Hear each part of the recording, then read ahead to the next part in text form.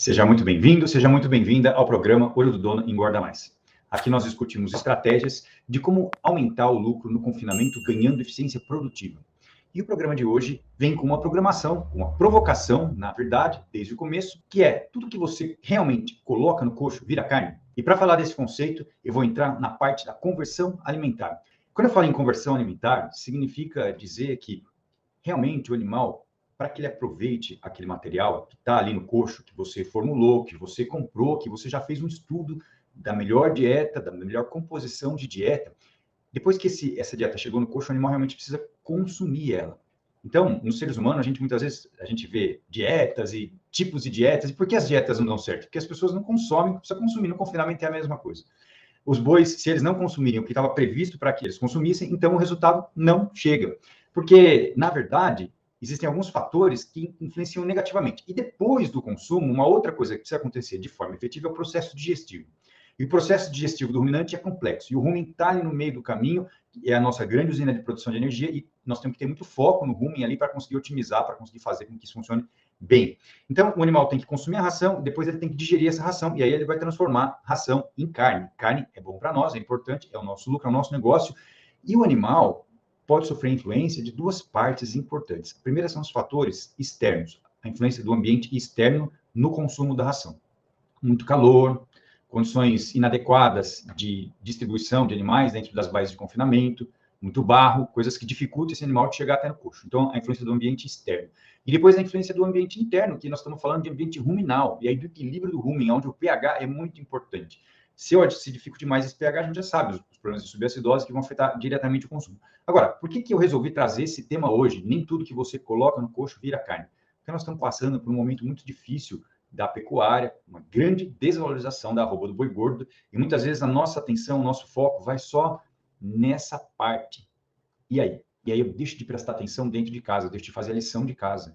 E é justamente nesse momento, e aí eu chamo a atenção, se você não está à frente de uma grande operação, você pode perder o foco nesse momento, mas eu chamo a atenção da importância de ser mais eficiente.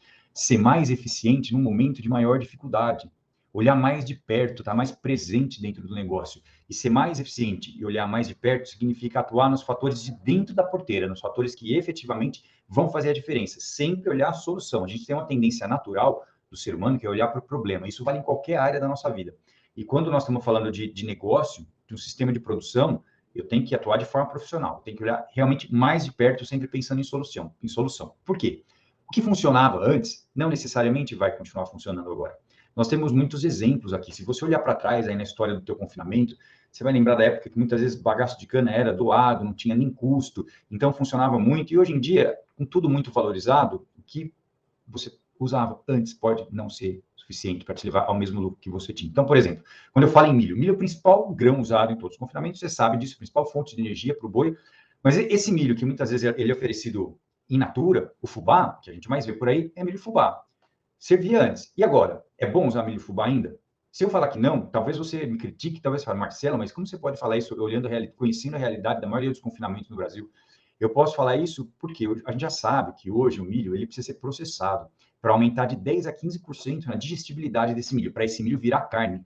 Eu estou falando de silagem de grão úmido e silagem de milho grão reidratado, porque no momento que eu faço isso, tem toda uma alteração física no milho e uma maior disponibilidade desse amido que está ali dentro, dessa fonte de energia que vai ser convertida em carne. Então, tem gente que é mais radical, que fala que tem duas maneiras aí de confinar boi, usando silagem de milho grão úmido ou grão reidratado e o jeito errado, porque está perdendo dinheiro no milho nas fezes. A gente consegue ver, inclusive, e a gente consegue dosar, inclusive, a quantidade de amido fecal, se você tem uma condições de fazer isso, tem um confinamento mais na mão e tem maneiras de fazer isso, é possível checar. Bom, um outro exemplo que mudou muito, né, no decorrer do tempo, é o uso dos promotores de crescimento. Muitas vezes a gente usava um promotor só, por exemplo, só monizina, depois, não, preciso usar virginiamicina junto, e hoje a gente já sabe que essa combinação é efetiva, mas que ela tem que ser usada de forma diferente ao longo do ciclo de confinamento, porque vai chegando mais no final do confinamento, o animal já tem uma tendência a ter uma redução de consumo, e aí eu deveria inverter a relação monizina-virginiamicina, diminuindo a monizina, que tem um fator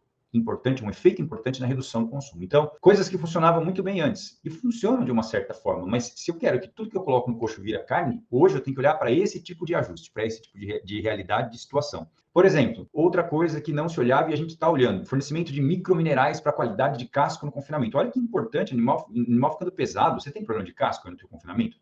Animal que realmente começa a ter alguns tipos de lesão. E lesão de casco dói. E boi que sente dor anda menos e come menos. Isso é fato. Eu não conheço nenhuma pesquisa que tenha medido a influência do nível de dor no deslocamento e no consumo de matéria seca diária, mas é possível fazer. Então, se você não olha para isso, se você falar, Marcelo, mas ninguém olha para isso, é normal ter um problema de casco aqui, ali, é normal ter barro no confinamento, sim, é normal. Normal para quem não está querendo ganhar mais dinheiro. E nesse momento que apertou a margem, então tem que olhar para esse tipo de situação também. Os microminerais, eles são muito importantes para a formação do tecido córneo, para a formação do casco, para a qualidade do casco, para que esse casco tenha estrutura para aguentar um animal que vai ficar cada vez mais pesado. E é lógico que quando eu falo em qualidade de casco, eu tenho que olhar também como é que é o chão ali das bases de confinamento, o piso das bases de confinamento, pedra, coisas que machucam os animais, tem que ser eliminado, eu tenho que olhar para isso também. Um outro ponto que sempre funcionou bem, né, foi fornecer comida bica corrida, ou então um controle frouxo de matéria seca. Eu tenho vagão, tenho balança, tenho um objetivo de descarga controlada por lote, porém, eu estou levando isso de uma maneira meio frouxa. Eu sei que precisa, mas eu não verifico muito. Nos dias de hoje, nesse momento, é muito importante saber que se eu estou botando mais matéria seca que o animal precisa comer, e mesmo que seja pouco, mesmo que você use essa matéria seca para outra categoria, use a sobra de coxo para uma outra categoria, você está perdendo dinheiro nesse momento, está perdendo um pouco de dinheiro. Tudo isso que a gente falou agora são vários grãos e de grão em grão a galinha enche o papo. A minha avó, a tua avó já dizia isso, e no momento de aperto de margem é muito importante. Acidose ruminal, considerar animais com um pouco de acidose, com dificuldade de locomoção, isso é erro de dieta. Não é normal, não pode considerar isso como normal. Assim como não é normal também pensar que micotoxina não faz efeito negativo, não reduz o ganho de peso, nem não acreditar no efeito deletério das micotoxinas presentes nos grãos. Nós já tiramos esse animal de uma natureza herbívora, ou seja, tiramos a grande inclusão de fibra na dieta, botando bastante concentrado, e aí nesses concentrados eu tenho muita micotoxina, num rumen que já não tem aquela resistência, aquele equilíbrio de microbiota, de microbioma, para resistir a esse tipo de agressão. Então, considerar que essas coisas não atrapalham, com certeza te leva a perder dinheiro por baixa conversão alimentar. O baixa conversão alimentar é uma palavra forte, eu vou corrigir isso. Por não ter a conversão alimentar máxima que você poderia ter. E aí é um grãozinho a menos aí na tua conta de lucro. Às vezes é um grão enorme, hein? Fique esperto com isso. Agora, quando você vai comprar alimento, e no momento da seleção dos alimentos, as grandes operações, é um fator complicador, essa parte logística, porque eu preciso de muita coisa, muita comida para alimentar 10 mil bois, 20 mil bois. É um complicador. De qualquer forma, eu preciso saber que o mesmo alimento, ele pode ter variação nos níveis nutricionais. Eu preciso considerar essas variações e eu preciso planilhar isso com análises bromatológicas periódicas desses alimentos. Uma ferramenta de controle muito interessante, muito importante. Os gráficos de variação de nível de proteína de um alimento de acordo com o fornecedor, de acordo com a época do ano. E o quanto eu estou tendo de alteração no preenchimento do requerimento nutricional desses animais ao longo do período de confinamento. E isso tem um peso enorme quando a gente fala em resíduo da indústria alimentícia, resíduos de processos de, por exemplo, óleo de soja, enfim, os farelos e o resíduo úmido de cervejaria, vários tipos de resíduo de laranja, vários tipos de resíduo que para a gente tem um valor nutricional interessante, mas esses níveis nutricionais eles variam, dependendo do processo que esse resíduo sofreu, ou pelo processo que ele passou para chegar até ali, e também dependendo do tipo de fornecedor. Porque no mesmo fornecedor eu posso ter uma variação de processo, posso ter uma variação de composição, e aí vamos falar do resíduo de cervejaria, que é um bom exemplo. Eu tenho visto na minha prática aqui, com análises bromatológicas realizadas em laboratórios tão sérios como o laboratório da Exalc, em Piracicaba, uma variação de 10% do nível de proteína num resíduo úmido de cervejaria. 10% de variação, para menor ou para maior, na proteína. Imagina a bagunça que isso vai fazer na tua dieta. Uma variação de 10%. Por que isso acontece? Porque quem toma cerveja sabe. Eu gosto de cerveja, talvez você goste, talvez não. Mas quem toma cerveja sabe que hoje em dia a composição dela não é cevada só. Tem milho e tem arroz. Diferentes combinações de milho, arroz e cevada estão presentes ali na cerveja. E aí, o resíduo úmido de cervejaria ele vai estar diferente também porque ele é composto por proporções diferentes de ingredientes diferentes de acordo com a marca de cerveja que está sendo produzida naquele momento. Ah, Marcelo, mas se eu for levar tudo isso em conta, eu não consigo usar esse tipo de resíduo. Eu acredito que, não só acredito, mas te encorajo a levar em conta e até a sua média. Usa a média, faz a dosagem. Uma análise bromatológica tem um valor ínfimo, perto do estrago que um erro de dieta vai fazer no teu bolso. Ah, mas eu não tenho gente para levar. É só colocar rotina que consegue fazer esse tipo de análise. E isso pode ser uma diferença importante lá na frente. Claro que às vezes eu visito operações, eu trabalho em operações que são verticalizadas. E aí, se o confinamento está dentro de uma fazenda de laranja, então o que sai daquela fábrica, daquela esmagadora ali, o resíduo que sai da laranja que é usado ali, ele tem um padrão e provavelmente ele vai variar muito menos do que se eu pegar de diferentes fornecedores ou de uma esmagadora, por exemplo, que receba de muitos lugares diferentes, receba laranja de muitos lugares diferentes. Enfim, são apenas exemplos, né, de quanto isso pode impactar lá na frente. Agora, por que, então, que um alimento específico que pode levar a diferentes resultados de acordo com uma propriedade? O que acontece aí com um alimento que, muitas vezes, eu conheço o nível nutricional dele, é o mesmo alimento, e ainda assim ele me levou a um resultado diferente, dependendo da propriedade que eu estou trabalhando. Porque esse alimento ele pode ter a sua qualidade sanitária diferente, dependendo do lote, dependendo do alimento. O que eu estou querendo dizer com isso? A qualidade sanitária, ou seja, o tanto de contaminação que eu estou trabalhando num resíduo, num alimento, ele é determinado por algumas características, como, por exemplo, a quantidade ou o nível de atividade de água desse resíduo. Atividade de água significa água livre que está ali disponível para ter fermentação de bactérias e crescimento de fungos. E esses processos fermentativos, essas fermentações, elas levam a perda de qualidade desse material. Então, um alimento específico pode estar diferente num confinamento e em outro confinamento, porque a atividade de água dele era diferente, e aí ele fermentou e perdeu energia, perdeu matéria seca, o mesmo alimento que eu estou usando numa propriedade e na outra pode sim estar diferente. O que eu preciso fazer nesse momento? Eu preciso olhar o perfil da minha dieta, eu preciso olhar o nível de precisão que eu tenho no meu manejo, porque quanto maior o desafio da dieta, uma dieta muito quente, com alto potencial acidogênico, que desafia muito o animal, precisa estar relacionada a um manejo mais preciso. E essa relação de precisão de manejo com o desafio da dieta, ela pode levar a um resultado diferente de um mesmo ingrediente, de uma mesma dieta, num confinamento e em outro. Porque a partir do momento que eu estou com o manejo na mão, eu estou controlando muito mais precisamente, estou com um controle melhor no consumo, na composição daquela dieta. Então, está chegando o mesmo perfil de nutriente para aquele grupo de animais, na quantidade que eu tinha estimado, que eu tinha projetado, é a quantidade que está sendo entregue.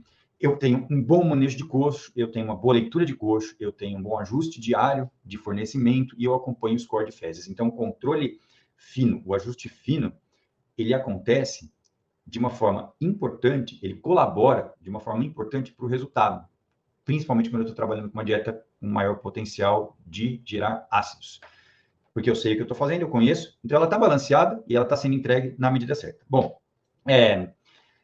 quando eu falo em consumo, quando eu falo em desafio, é muito comum, eu vejo muito por aí, assim, muitos confinamentos, que existe uma confusão nesse conceito e a gente tenta muitas vezes levar esse consumo um pouco acima. E mesmo grandes operações, quem está ali no diário, ali está vendo um lote responder muito bem e a boiada está ótima, está reagindo bem, e aí eu sigo nessa crescente de consumo. Até quanto é benéfico aumentar o consumo para trabalhar com uma boa conversão alimentar ou uma conversão alimentar otimizada?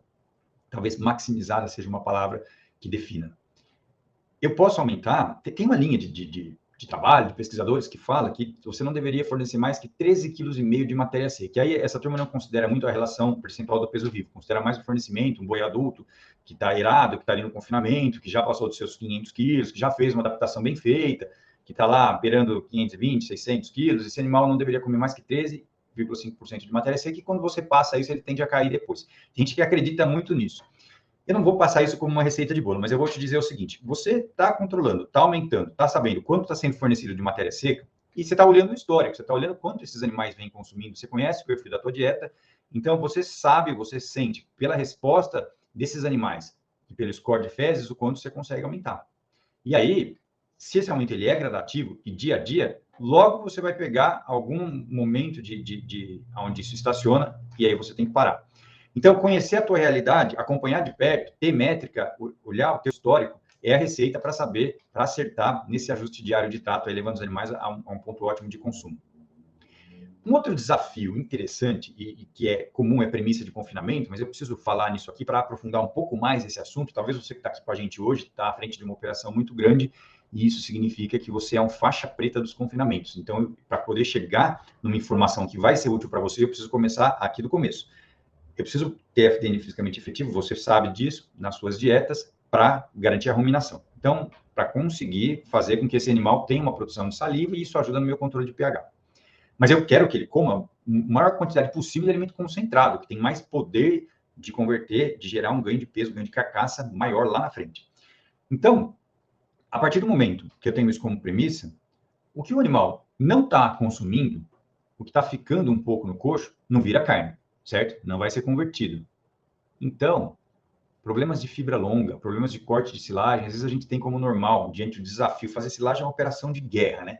Operação de guerra contra os fungos, porque se eu não consigo compactar direito, fazer de uma forma eficiente, então eu vou ter um problema sério ali. E se eu tenho, então, fibras longas que estão sobrando no coxo, e eu não considero aquilo como uma... Não é nem sobra, né? É resto, na verdade. Porque quando eu tenho problema de mistura, eu tenho resto. E se eu tenho fibras muito longas, o animal consegue selecionar. Logo, a mistura não está bem feita.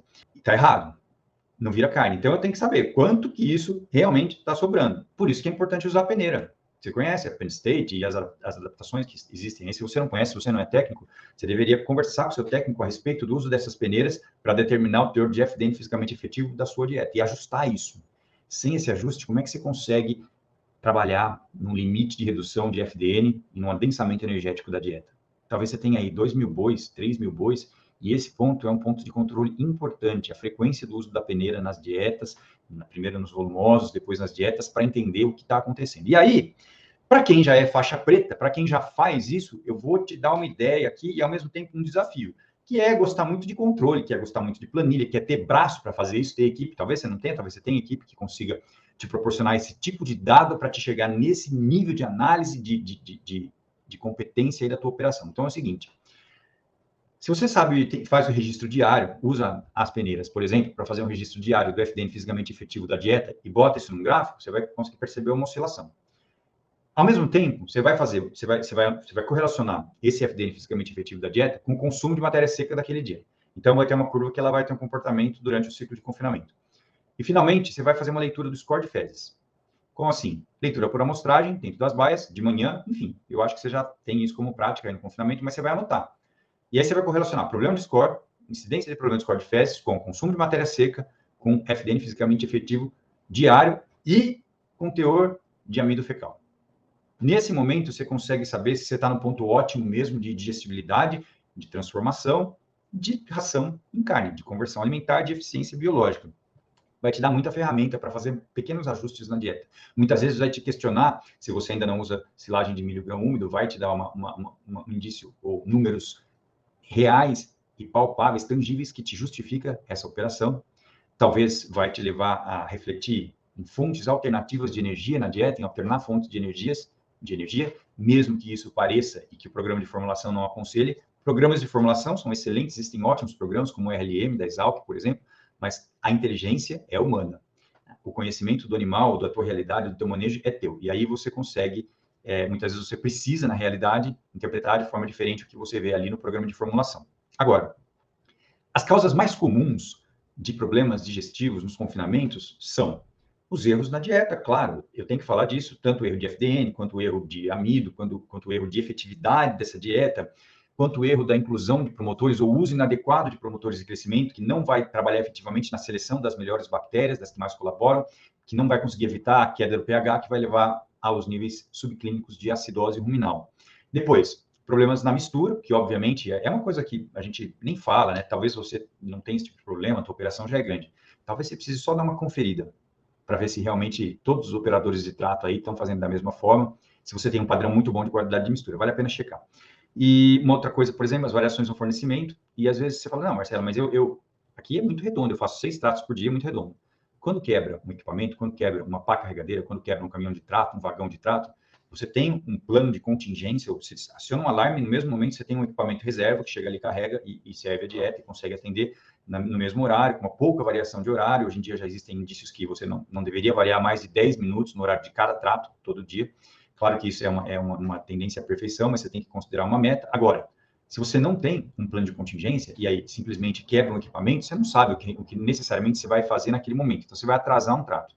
Talvez a tua operação seja muito grande, isso aconteça com frequência. Às vezes eu escuto assim, Marcelo, não tem um dia que não dá alguma coisa errada aqui. Operação grande. Não tem um dia que não dá alguma coisa errada aqui. Bom, se esse for o caso, você vai pensar de duas formas. Primeiro, se não tem um dia que dá alguma coisa errada, então alguma coisa está mal planejada. E segundo, eu tenho que ter um plano de ação para fazer, para interferir, para corrigir rápido quando eu tenho esse tipo de problema. E uma outra causa que também é muito comum, corriqueira, e que muitas vezes a gente não considera, que vai levar aos problemas digestivos e aproveitamento dos alimentos, de conversão alimentar, são as contaminações dos alimentos. Alimentos contaminados, eles vão levar um maior desafio para dentro do animal e potencialmente eles têm muito menos nutrientes. Então, eles estão ruins, porque tem pouco nutriente, valor nutricional mais baixo, menos NDT e levam situações de desafio para dentro dos animais. É lógico que nós não estamos falando aqui de uma contaminação pesada por Clostridium, por toxina botulínica, em casos de surtos de mortes por botulismo. Nós estamos falando de contaminações corriqueiras. Muitas vezes a gente não percebe e não considera. Vamos, para exemplificar essa situação de uma forma bem tranquila, eu vou falar das silagens. Por exemplo, quando você chega lá no teu silo, ou nas fazendas que você gerencia, é muito comum isso, é muito normal, olhar para esse silo e ver que tem pontos ali de mudança de cor. Pontos de mudança de cor são pontos de mofo. Isso é uma coisa completamente diferente de uma silagem que passou por um erro durante o processo de compactação, problema de compactação, e aí eu tenho mofo generalizado nesse silo. Nesse caso, eu precisaria pensar bem. Todo mundo, se você perguntar para os técnicos, eles vão falar, não use essa silagem, mas Marcelo, não tem outra coisa. Olha, tocar desse jeito é assim, vou tomar fumo no final, vou perder dinheiro. Se tem um problema de contaminação que está no silo inteiro por causa de compactação ineficiente, então vai dar problema no teu ganho de peso. Você vai usar um material que realmente vai te atrapalhar muito. E aí é melhor olhar para trás e tentar uma outra alternativa. E se planejar para não errar de novo na confecção do silo. Mas se eu tenho o desafio normal de toda a silagem, que é um pouco focos de fungo aqui e ali, claro, pode ser que você seja um exímio produtor de silagem, não tenha nenhum ponto de fungo, e talvez você deveria checar se realmente não tem micotoxina nessa silagem, mas o normal é ter alguns pontos, sim, de mudança de cor, e mesmo onde eu não vejo a colônia, a micotoxina está presente de uma forma menor, porém ela devagarzinho vai roubando a energia do sistema, e aí eu tenho que atuar com um biorregulador adsorvente de micotoxina de amplo espectro, que impede que essas micotoxinas entrem na corrente sanguínea, sejam levadas até o fígado, roubem energia do sistema, roubem performance do confinamento. Então, lembre o seguinte, se eu não tenho condições de ter uma silagem 100% perfeita, e isso é muito raro, eu tenho que ter um plano de contingência para que eu não deixe que essa pequena contaminação do dia a dia, do fungo, do silo, tire performance, que atrapalha a conversão, a transformação de silo em carne, que prejudica a conversão alimentar nesse momento. E os outros alimentos que têm fermentações indesejáveis, eu já falei, vou só frisar novamente isso, por exemplo, a polpa cítrica tem um alto poder higroscópico, ela troca muita umidade, ela puxa a umidade do ambiente. Então, a atividade de água dentro de polpa cítrica, torta de algodão, casca de soja aumenta rapidamente. E você já deve ter percebido que esses produtos ali esquentam muito aí nas pilhas, às vezes até pega fogo. Quando pega fogo, porque foi até melhor queimar, né? Porque tinha tanto problema ali de contaminação de fermentação, que provavelmente o NDT já foi reduzido assim drasticamente, não ia resultar, não ia te levar uma boa conta de ganho de peso. Então, fermentação indesejada nesse tipo de alimento esquenta o material. A bactéria que está ali, ela está comendo o carboidrato que deveria ser usado pelo boi. Então, a hora que chega no boi, já não tem energia suficiente para que ele converta, já não tem energia suficiente para que ele transforme aquilo lá de uma forma otimizada em carne. Então, duas coisas. Primeiro, eu preciso saber o tanto que eu tenho de problema em cada alimento. Segundo, preciso saber dosar a água livre, conhecer a atividade de água desses alimentos. E saber até que ponto vale a pena eu usar aquele alimento ou não. Falando em níveis de atividade de água, funciona assim. Se ela está em 65%, até 65%, existem linhas de trabalho que falam que até 60% é ponto ótimo, até 65% é tolerado. Acima de 70% de água livre num alimento significa chance enorme de desenvolvimento de fungos. Acima de 85% já chance enorme de desenvolvimento de Clostridium botulinum, e aí vem os surtos de botulismo. Então, todos esses problemas são decorrentes do aumento da água livre dentro dos alimentos. Por isso é importante fazer, sim, uma dosagem de água livre. Não é cara, é fácil, é simples. Se você precisa de alguma ajuda nesse sentido, entre em contato com a gente, com a direção do programa, ou entre em contato nas minhas mídias sociais, pelo direct. Pode mandar um e-mail também no marcelo@valoranimal.com.br. A gente vai ter prazer em te ajudar nesse sentido. Bem, em muitas situações, eu estou lá no confinamento, tá tudo funcionando normalmente, e aí, de repente, o consumo cai. eu tenho uma queda abrupta no consumo de um dia para o outro. O que pode ter acontecido? Eu vou te falar o seguinte, lembra do problema das micotoxinas. Porque quando eu tenho micotoxina presente em uma concentração mais alta no alimento, a aceitabilidade desse alimento muda muito porque o sabor desse alimento mudou. Então, o animal, ele em geral, o ruminante, ele consome bem muitos tipos de alimento, desde que a matéria seca esteja certa, porém, a aceitabilidade desse alimento muda muito quando eu tenho a presença dessas micotoxinas, porque realmente é como se é um gosto que o animal não aceita, ele rejeita. Vários experimentos já demonstraram isso. Então, é importante saber que isso podia já estar acontecendo antes de ter essa queda de consumo. Porque a hora que o animal parou de comer, significa que a dosagem já está muito alta, a concentração de micotoxina já está muito alta. Agora, antes disso, mesmo numa concentração mais baixa, esse animal já estava deixando de ter um bom ganho de peso, estava deixando de ter uma boa conversão alimentar. A micotoxina entra no organismo e rouba energia do sistema. Por isso a necessidade de conhecer e combater esse tipo de contaminação nos confinamentos. Marcelo, estou ouvindo tudo isso que você está falando, legal, tudo, mas é o seguinte, ó, os fatores de fora da porteira impactam muito mais no lucro do confinamento do que essa conversão alimentar, do que esse controle de toxinas aí que você está falando. Hoje em dia a gente tem que trabalhar fora da porteira, Marcelo. Eu tenho que ter mecanismo de trava para a compra dos ingredientes, eu tenho que ter mecanismo, opções de venda futura de boi, enfim. Eu tenho que me proteger com compra e venda, com contratos, na bolsa, eu tenho que fazer isso porque isso impacta muito mais. É verdade. Que bom que você sabe isso, que bom que você está olhando para isso. Agora, não é porque você está agindo efetivamente nesse ponto que você vai deixar de olhar o outro, porque no final é uma somatória. Então, e se o Brasil tem esse potencial que tem de crescer, mesmo com esses solavancos aí, que a gente tem essas surpresas que a gente tem indesejadas, né? A verdade é que o mundo precisa de carne e o país que tem maior chance, maior potencial para aumentar exponencialmente a sua produção é o Brasil. Então, você tem que olhar também para esses fatores que atrapalham dentro da porteira. Porque justamente no momento desse, onde existe um desafio maior, esse fator vai impactar positivamente. É um resultado operacional.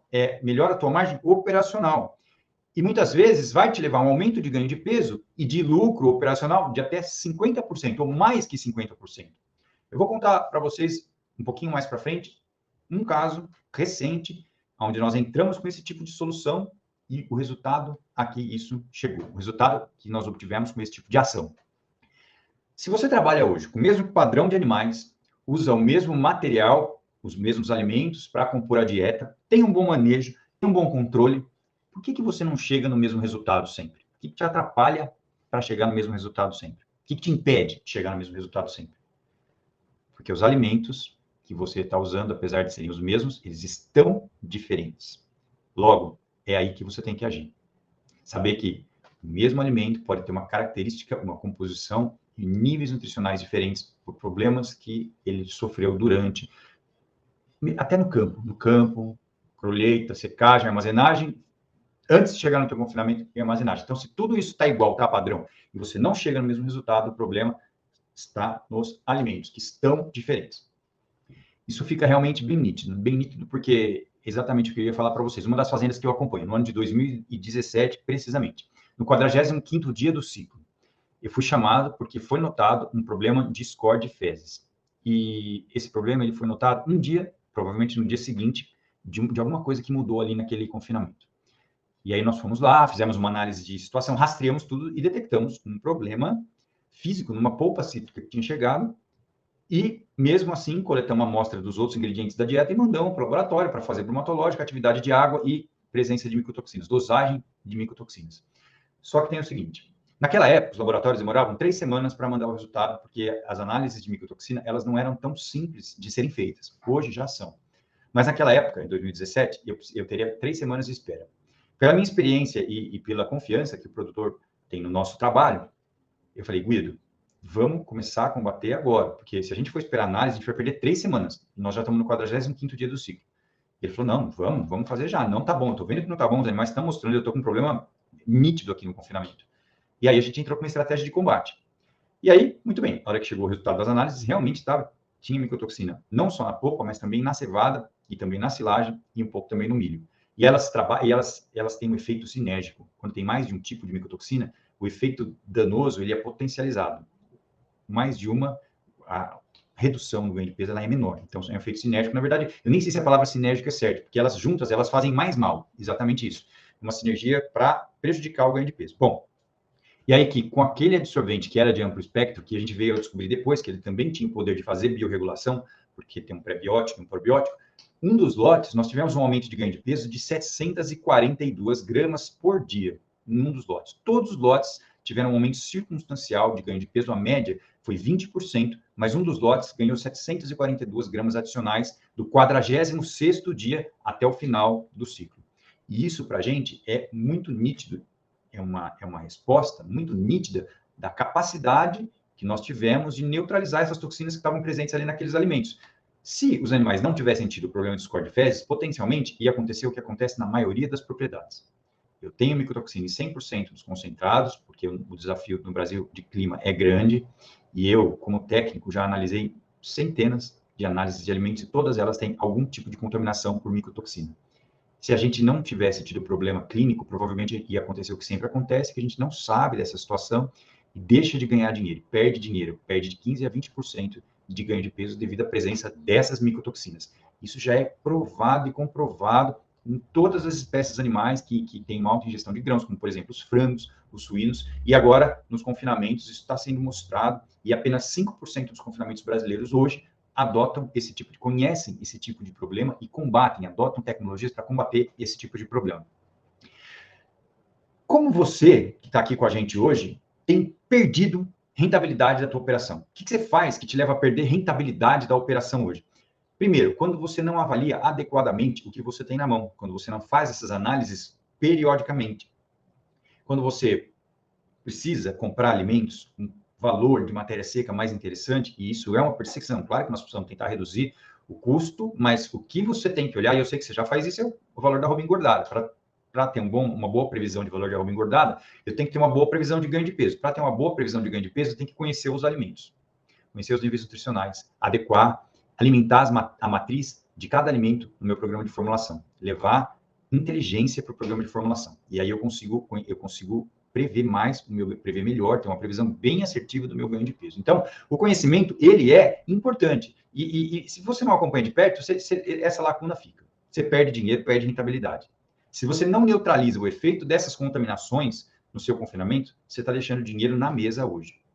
Agora, a melhor saída e uma boa ideia para atuar nesse ponto, para melhorar, para ter consciência, para ter ciência desse problema, tendo ciência, gerar consciência, gerar ação e aumentar o lucro, é buscar conhecer esses parâmetros relacionados à conversão alimentar. É lógico, você não está numa faculdade que consegue coletar todo o esterco do chão da baia e calcular, enfim, não é um estudo científico, é vida real, é campo, é uma operação que muitas vezes é grande. E aí, tudo que eu disse até agora, de todos esses parâmetros que estão correlacionados de alguma forma com a conversão alimentar, como, por exemplo, padrão de consumo, score de fezes, enfim, tudo que pode estar relacionado à conversão alimentar, você precisa conhecer. Conhecer na ponta da língua, fazer os gráficos, como eu disse anteriormente, talvez você não tenha condições hoje de implementar isso, mas saiba que é importante, que no futuro você precisa conhecer todas essas variáveis que vão levar a uma melhor conversão alimentar. Depois, perseguir a constância, o C da constância é muito importante. Constância é fazer tudo igual, da mesma forma, sempre. Para ter constância, precisa ter comprometimento. Para ter comprometimento, precisa ter conscientização da tua equipe. Terceiro ponto, checar as contaminações. Checar as contaminações, hoje em dia, é fundamental. Eu já sei que tem, eu já sei que eu vou perder dinheiro com isso, então eu preciso checar, preciso conhecer, para poder ter uma estratégia de controle, que inclusive é sazonal, porque dependendo da época do ano, eu vou ter um maior ou menor desafio. Então, eu preciso conhecer as contaminações, checar essas contaminações. Dessa forma, eu consigo otimizar a minha conversão alimentar e transformar mais ração em carne. Bom, já nos estendemos um pouco demais hoje e vou falar agora de um passo a passo para você implementar aí no seu confinamento, coisas que você pode colocar em prática hoje, mão na massa. A análise bromatológica dos ingredientes da dieta, você já faz, né? Você já conhece isso. Cada lote, ou periodicamente, qual que é a periodicidade, você está fazendo a cada 15 dias numa silagem, por exemplo. Toda vez que você recebe um lote diferente de um alimento seco, você faz uma análise bromatológica. Se você já faz isso, perfeito. Se você não faz, anota aí, é o primeiro ponto, tem que saber. Confinamento, conversão alimentar, tem que conhecer o alimento, análise bromatológica. Tem vários laboratórios, por exemplo, a Exalc, por exemplo, enfim, N exemplos de laboratórios, e posso te ajudar nisso também. Segunda parte, Além da parte nutricional, eu preciso conhecer o risco potencial que esse alimento tem de estar contaminado. Então, a atividade de água, teor de atividade de água desse alimento. É uma análise simples também, posso te ajudar, te orientar onde fazer isso. Não é nos laboratórios convencionais, mas é fácil e é relativamente barato. Ou melhor, é muito barato comparado com o benefício que isso traz. Então, análise de atividade de água para saber o risco potencial que aquele alimento tem de estragar. Finalmente, as análises de micotoxinas nos alimentos, que vão ser a tua informação crucial para poder traçar a sua estratégia de combate, de controle. Aí você tem só que escolher um bom aditivo. Um bom aditivo para neutralizar essas toxinas que tem um amplo espectro de ação, que consiga pegar micotoxinas polares, micotoxinas apolares. De preferência, um aditivo que consiga ajudar na microbiota ruminal, para você também ter um maior poder de fogo contra as contaminações bacterianas que chegam nos alimentos, que é justamente ali no rumen que eu vou ter um maior impacto aí no equilíbrio, no combate de quem é bom e quem é ruim.